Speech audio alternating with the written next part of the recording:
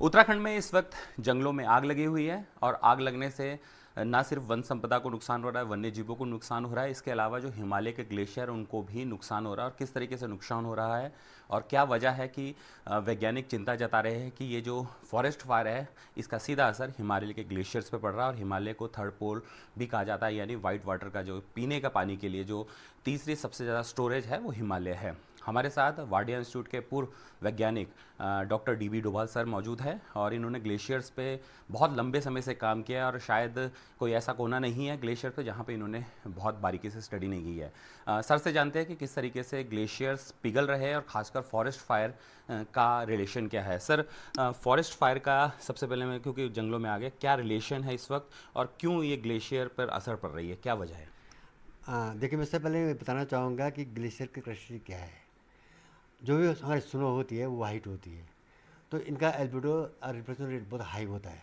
जितने भी आपके पास इंटरवर्ट रेज आती है, सन का जो रेज आती है, वो उसको लगभग जो है 90 से 99% उसको वापस कर देती है। तो इसलिए वो हमेशा वहाँ पर टिकी रहती है। लेकिन इसमें थोड़ा सा मिक्सचर आ जाए, कोई डटीनेस आ जाए या कोई पार्टिकल हल्के कण आ जाए, चाहे वो दो स्मॉल पार्टिकल हो, चाहे डस्ट हो, चाहे कुछ भी हो, उससे जो है वो क्या है, उसमें उसमें ऑब्जर्वेशन पावर ज़्यादा हो जाती है, वो हीट को ज़्यादा एब्जॉर्ब करना शुरू कर जाता है। और एक बार हीट उसमें ऑब्जर्व करना शुरू कर दिया तो वो तो पानी है, सॉलिड फॉर्म है, वो मेल्ट होना शुरू हो जाता है। अब आता है कि फॉरेस्ट फायर का कितना रोल है, क्या करें। जो फॉरेस्ट फायर होती है, अगर क्योंकि फॉरेस्ट फायर अब जो है एक लार्ज स्केल पर हो रहा है, छोटे मजे, तो जब लार्ज स्केल पर फॉरेस्ट फायर होता है तो उससे क्या है कि धुआं उसमें जो उसकी स्मोक आती है वो ज़्यादा डेंस हो जाती है, ज़्यादा भारी होती है, और वो जो हमेशा जो है विंड के उसमें जो है ऊपर को जाती है। और हिमालय जो है ऐसा है कि हिमालय एक बैरियर काम भी करता है आपके। जैसे हमारे मानसून की बारिश है, मानसून की बारिश जो है आपके तिब्बत को क्रॉस नहीं करने देता है, वो यहीं फेंकता है। तो इस वजह जो हमारा जो डस्ट है, क्योंकि जो हमारा डस्ट उसका स्मोक होती है वो एक सर्टेन हाइट तक भी जा सकती है, क्योंकि ये बहुत बड़ी मात्रा में नहीं होती है। और अगेन जो है विंड पर डिपेंड करता है, उसका डायरेक्शन पर डिपेंड करता है। तो हिमालय जैसे ही विंड जाए तो उससे टकरा करके फिर वापस आ जाती है, तो वो वहीं प्रिसिपिएट करता है। और प्रिसिपिएट करने से जो है वो जो डस्ट होते हैं वो स्नो के ऊपर, आइस के ऊपर एक हल्की सी लेयर बना देती है। लेयर बनने से क्या होता है कि उसमें थोड़ा डर्टीनेस उसमें जो है एल्बिडो को लो कर देता है। और जैसे ही सन रह जाती है तो उसमें एब्जॉर्प्शन पावर ज़्यादा हो जाती है। जो पहले पूरा रिफ्लेक्ट कर रहा था वो एब्जॉर्ब करना शुरू कर देता है, और जिससे जो है एब्जॉर्ब करने से जो है हीट जनरेट होती है और आइस स्नो मेल्ट होने जल्दी जी, फास्ट हो जाती है, इसका मतलब तेज। ये है ना कि सर, जैसे जो वाइट है क्योंकि बर्फ़ सफ़ेद है तो वो रिफ्लेक्ट कर देगा सन रेज को। अगर उस पर पार्टिकल्स जम जाए, खासकर ब्लैक कार्बन पार्टिकल्स, वो बहुत तेज़ी से एब्जॉर्ब करेंगे और उसका जो पिघलने की क्षमता, यानी अंदर गर्म हो जाएगा, वो तेज़ी बढ़ाएगा। क्योंकि जो हीट को एब्जॉर्व करेगा, तो हीट एब्जॉर्व करेगा तो टेम्परेचर बढ़ेगा, तो वो उससे जो है मेल्ट फास्ट होना शुरू हो जाता है। अगर देखा जाए, हम देखते हैं ना हमें स्नो वाइट है कह रही है, लेकिन स्नो स्नो का कोई कलर नहीं होता है। आप उसको मेल्ट करोगे तो आपको कहाँ वाइट मिलता है। अच्छा, तो ये बड़ी बात है। हाँ, तो स्नो का कोई कलर ऐसा वो दैट इज कलरलेस, पानी कलरलेस है। पर स्नो क्या है कि मैं क्योंकि जो हम बोलते हैं ना 7 स्पेक्ट्रम की बात करते हैं, हाँ। तो वो जो चीज़ ज़्यादा एब्जॉर्व करती है वो रंग का काला होता है, कभी कहीं ब्लू होता है, कहीं रेड होता है, तो वो उस पर डिपेंड करता है। स्नो क्या होती है, वो पानी का उसको पूरा रिफ्लेक्ट कर देता है। अच्छा। रिफ्लेक्ट करने से क्या है कि वो कलरलेस होता है, तो हमें वाइट दिखाई देता है वो। तो लेकिन अगर उसको हम उसमें कोई डस्ट पड़ जाए, कोई दूसरा चीज़ आ जाए जो उसके उसके एल्बिडो को कम करना शुरू कर देता है, तो वो उसमें जो है हीट बनने शुरू हो जाती है, वो जो है हीट को एब्जॉर्ब करना शुरू कर देता है। और एक बार हीट को एब्जॉर्ब शुरू कर दे तो मेल्ट मेल्ट हो जाती है। तो यही सभी कारण है। और जो आपका फॉरेस्ट फायर हो रहा है, चाहे जो कोई जो आपकी जो भी विंड आती है, जो विंड में जो डस्ट आती है, अल्टीमेटली प्रिसिपिटेशन होकर हाई एरिया में स्नो के ऊपर जाती है, और यही कारण है कि आपका स्नो आइस की मेल्टिंग ज़्यादा हो जाती है। अच्छा सर, क्योंकि अभी आग भी लगी हुई है, एक तरह से हम एक चैम्बर बन जाता है और वो गर्म होना शुरू हो गया, कि गर्मी भी बहुत ज़्यादा हो रही है। तो आप मानते हैं कि ये भी एक दूसरा कारण है कि बहुत तेज़ी से हिमालय के जो ग्लेशियर्स है वो पिघल रहे हैं? इनफैक्ट ये तो आप बहुत नोन है ना, ये प्रक्रिया आप फॉरेस्ट वाली प्रक्रिया है, क्योंकि जब हम ग्लोबल वार्मिंग की बात करते हैं, क्लाइमेट चेंज की बात बात करते हैं तो ये तो है कि टेम्परेचर बढ़ रहा है। टेम्परेचर जो है क्लाइमेट ग्लोबल वार्मिंग की बात मतलब टेम्परेचर बढ़ना है। और टेम्परेचर एक ऐसा वेदर का ऐसा पैरामीटर है कि उसके बढ़ने उसे कम होने में जो और पैरामीटर है उसको सबको डिस्टर्ब करता है। तो वो तो मेन पैरामीटर है। टेम्परेचर बढ़ने से क्या हो रहा है आपका, आपके प्रेसिपिटेशन में भी इफेक्ट पड़ रहा है। तो आप देखते हैं कि अब मैं अगर मैं इसको देखूँ क्या इसका प्रभाव क्या है, हमारा जो है समर पीरियड जो है बढ़ रहा है और विंटर गर्मियाँ बढ़ रही है, गर्मी बढ़ रही है, गर्मी का पीरियड बढ़ रहा है और विंटर का पीरियड कम हो रहा है। छोटा हो जा रहा है, ठीक ठीक। तो जिससे क्या है कि स्नो आइस का मेल्ट होना एक अलग प्रोसेस है। क्योंकि हम यहाँ बैठे हुए हैं और स्नो हमारी जो है 5,000 मीटर 6,000 मीटर पर पड़ी हुई है और हम यहाँ जो है 800 मीटर बैठे हुए हैं। तो टेम्परेचर का डिफरेंस देखो कितना ज़्यादा है। वहाँ वहाँ तो ठंडा कूल है और स्नो ग्लेशियर जो है वहाँ के इन्वायरमेंट को भी एक तो कूल भी रखता है। तो that's why they are surviving there, वो इसलिए वहाँ टिके हुए हैं। हो क्या रहा है कि अब हमारा पीरियड टेम्परेचर बढ़ ही रहा है लेकिन टेम्परेचर का उस पीरियड बढ़ रहा है। तो मेल्टिंग में नहीं कि बहुत फास्ट मेल्टिंग हो रही है पर लेकिन मेल्टिंग जो है लंबे पीरियड तक हो रही है। तो लंबे पीरियड से होने से यह है कि ज़्यादा नुकसान में हो रहा है, ज़्यादा हमारे स्टोरेज भी कम पड़ रहा है। स्टोरेज कम पड़ रही है। ग्लेशियर ज़्यादा जो ग्लेशियर जो है 2-3 महीने मेल्ट होते थे, ग्लेशियर अब 4 महीने मेल्ट हो रहे हैं। 15-20 दिन का इसमें डिफरेंस है जो मैंने देखा था। तो 15-20 दिन का इसमें डिफरेंस आ चुका है अभी। अब विंटर पीरियड में क्या हो रहा है कि जब विंटर टेम्परेचर बढ़ गया है तो वहाँ पर प्रेसिपिटेशन हो रहा है। जहाँ जहाँ आपको पहले जो है प्रेसिपिटेशन स्नो होती थी, सॉलिड प्रेसिपिटेशन मतलब स्नोफॉल होता था, वहाँ अब जो है रेनफॉल भी शुरू हो गया है। कितने हज़ार मीटर पे? ये पहले जो है लगभग 4,000 मीटर थे, अब ये जो है 4,500 मीटर तक पहुँच गए वहाँ इसका जो मतलब फिर सर बर्फ रैन। बर्फ नहीं मिल पाएगी अगर तो जैसे 5,000 मीटर तक चलेगी तो? यही तो मैं करूँ ना, आजकल हमारा स्नो कवर कम हो रहा है, स्नो कवर हमारा कम हो रहा है, स्नो भी कम गिर रही है और कम गिरने से जो है वो जो है ज़्यादा मेल्ट हो रहा है। तो उसका कवरेज आप देखें ना पहाड़ ज़्यादा से ज़्यादा नंगे हो चुके हैं। तो स्नो का गिरना, स्नो का जमना ग्लेशियर की के हेल्थ के लिए बहुत ज़रूरी है। ग्लेशियर तभी अच्छा डेवलप होंगे, तभी वहाँ टिकेंगे जब आपके अच्छी स्नोफॉल गिरेगी। स्नो नहीं गिरेगी तो आइस को ज़्यादा मेल्ट होने का टाइम होता है। होता क्या है कि अगर आपके विंटर में अच्छा स्नोफॉल हो गया बहुत, तो ये स्नो आपकी जो है जून तक रहती है नीचे, अप टू 3,000 तक, जहाँ तक हमारा ग्लेशियर का एक्सटेंड होता है, टर्मिनल पॉइंट होता है। तो 3,000 3,500 तक होता है।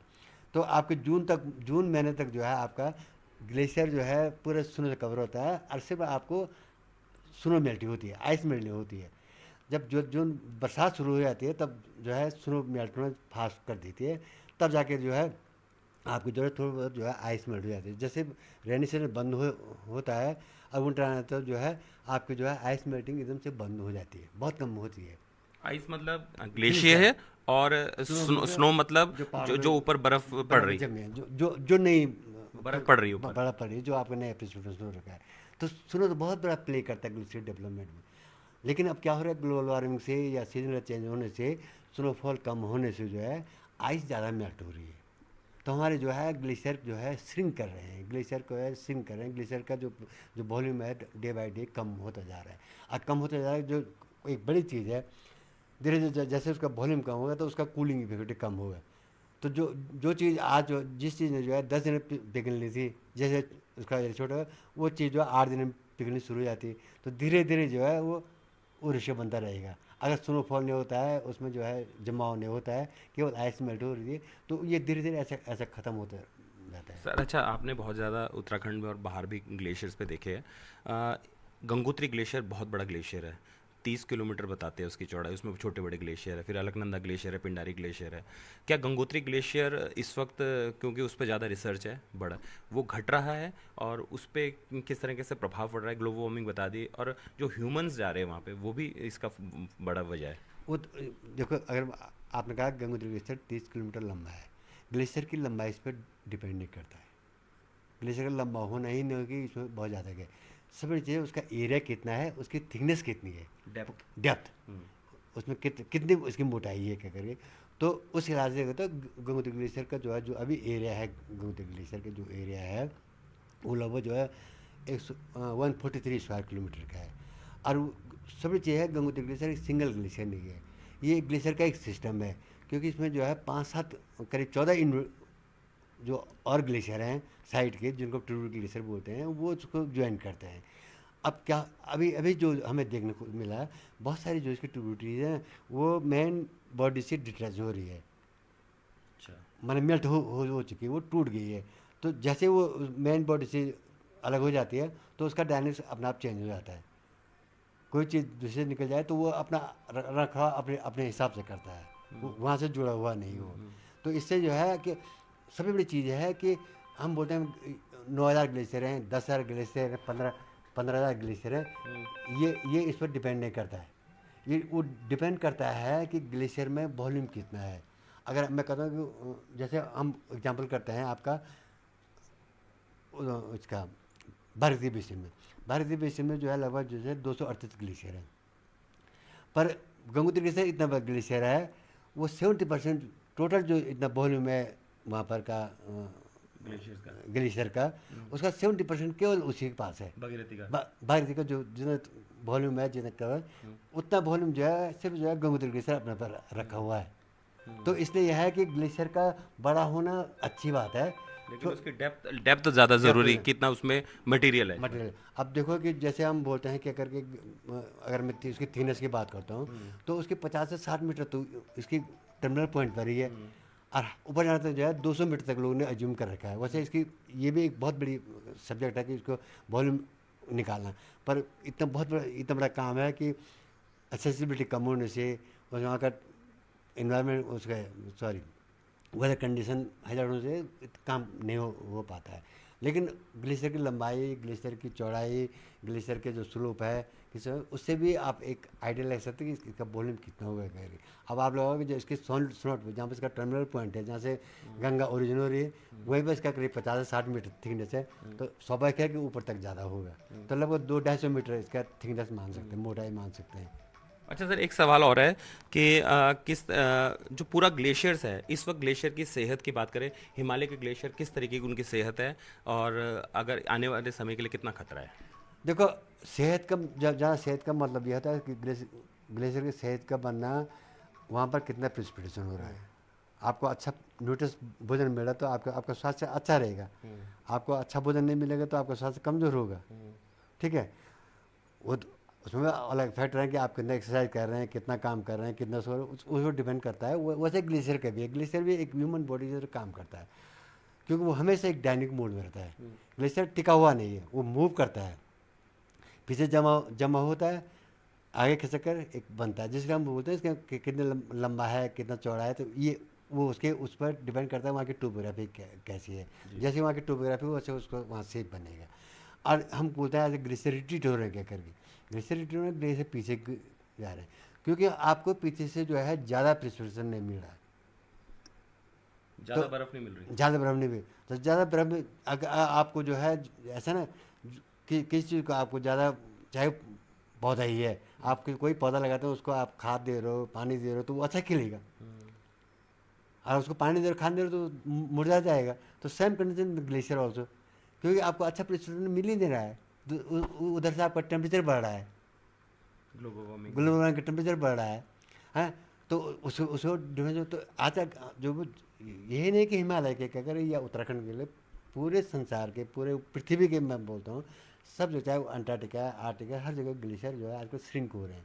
ग्लेशियर का आजकल जो है एक वार्मिंग फेज चल रहा है, इसको हम इंटरग्लेशियर फेज भी बोलते हैं, जो वार्म पीरियड होता है। तो ये फेज चल रहा है, इसमें ग्लेशियर का जो है दिक्कत क्या है कि हमारा जो है ग्लोबल वार्मिंग से जो है उसने इसको ज़्यादा एक्सीलरेट कर दिया है। ग्लोबल वार्मिंग से जो उसकी अपनी मेन प्रोसेस थी उसको जो उसने एकदम से उसमें कुछ डिस्टर्बेंसेज आएगी, तो केवल हमें जो है, हमें आजकल जो है केवल जो है मैंने लॉस ही हो रहा है, इसमें कोई इजाफा नहीं हो रहा है। तो इसलिए प्रत्येक ग्लेशियर जो है एक आजकल हमें जो है ज़्यादा मेल्ट हो रहे हैं। और उससे ये नहीं कि हम बोले ग्लेशियर ज़्यादा मेल्ट होंगे क्या करें तो पानी कम ज़्यादा मिलेगा, जब तक बर्फ़ नहीं गिरी, क्योंकि हमें पानी जो हमें पानी मिलता है, रिवर में जो पानी मिलता है, जो वहाँ से रिवर ओरिजिनेट होती है, जो नाले ओरिजिनेट होती है, उसमें सारा कंट्रीब्यूशन होता है स्नो का। अगर आपके पास अच्छी स्नोफॉल होगी उस साल आपको पानी अच्छा मिलेगा। स्नो नहीं होगा तो, क्योंकि वो आइस बॉडी है, आइस उसको मेल्ट हो उसको हमेशा जो है फ्रीजिंग पॉइंट पे होता है, जब तक टेम्परेचर बढ़ेगा नहीं तो तब तक वो मेल्ट नहीं होगा। तो कितना नीचे आपके 50 मीटर सीढ़ी है, तो उसको गर्म होने कितनी देर लगेगी, तो मेल्ट कम बहुत कम होता है, तो इसलिए जो है जिस साल बर्फ़ कम गिरती है उस साल आपको पानी भी कम मिलता है।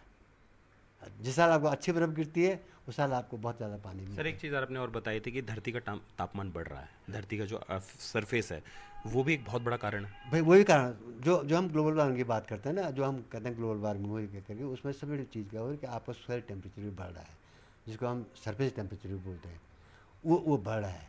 और उसका रिजल्ट कहाँ आ रहा है आपका विंटर में। तो विंटर में आपका जो है टेम्परेचर बढ़ गया, आपको विंटर टेम्परेचर बढ़ गया, जिससे जो चीज़ पर ठंडी थी वो गर्म हो गई है। तो इसलिए जो है one of the reason is that there is less snowfall. आपका टेम्परेचर बढ़ गया ना, तो जो जो जहाँ बर्फ़ गिरी थी वो कभी कभी वहाँ सिर्फ बारिश ही हो रही है आजकल। अब ये भी हाँ देखा हमने कि मैं 20-25 साल से 30 साल में जो अपना एक्सपीरियंस है, मैंने ये भी देखा कि मुझे सितंबर में स्नोफॉल दिखाई दे रही थी, आज नवंबर दिसंबर स्नोफॉल नहीं दिखाई दे रही है। तो यह है कि आपका वो टेम्परेचर थोड़ा शिफ्ट भी हो रहा है। तो मेन कारण क्या है कि आपकी वार्मिंग से, क्लाइमेट चेंज की बात करें तो उसके जो है आपका जो है ये पूरा सीजनल चेंजेस बहुत आगे हैं। और सब यह है कि आपका स्नोफॉल कम हो रहा है, जो भविष्य के लिए खतरा जो बहुत शिकायत है। मैं आपको एक एग्जाम्पल और देता हूँ। पहले बोलते थे गंगोत्री ग्लेशियर का जो है ना रिट्रीट 20 मीटर है क्या करे, 25 मीटर है क्या करे। आज आज का रिट्रीटिंग रेट जो है 8 मीटर 10 मीटर पर आ गया है, मतलब कम हो गया है। इतना हम बोल रहे ग्लोबल वार्मिंग है क्या करें, इतना हम बोल रहे रिट्रीट कम हो रहा है। ऐसे गंगोत्री ऐसे कई शहर ग्लेशियर हैं। रीज़न क्या है कि वो लॉस तो है ही है, क्योंकि ग्लेशियर जब वो जो है एक डायनामिक बॉडी हमेशा मूव करता है, क्योंकि स्लोप है ही है जो हम माउंटेन ग्लेशियर बोलते। तो जो पीछे से जो एक्यूमुलेशन होता है, जो पीछे बाहर होता है, तो ड्यू टू ग्रेविटी वो आगे खिंच सकता है। तो जब जब आपको ज़्यादा स्नोफॉल होता है 8-10 साल लगातार, तो वो ज़्यादा आगे फोर्स करेगा।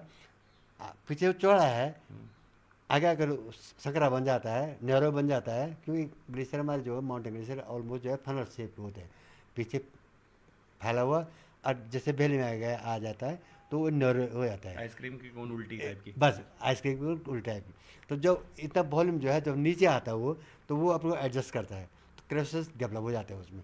और जब नीचे आएगा जब उसमें फोर्स पड़ता है तो वो उसमें जो है क्रैकिंग आ जाती है और वो टूटता है। तो इसलिए रेजिस्टेंस हाई होता है। 50 मीटर की सिल्ली गिरना या 20 मीटर का जो गिरना, इतना ग्लेशियर एक साल में मेल्ट नहीं होता है, वो टूटता है।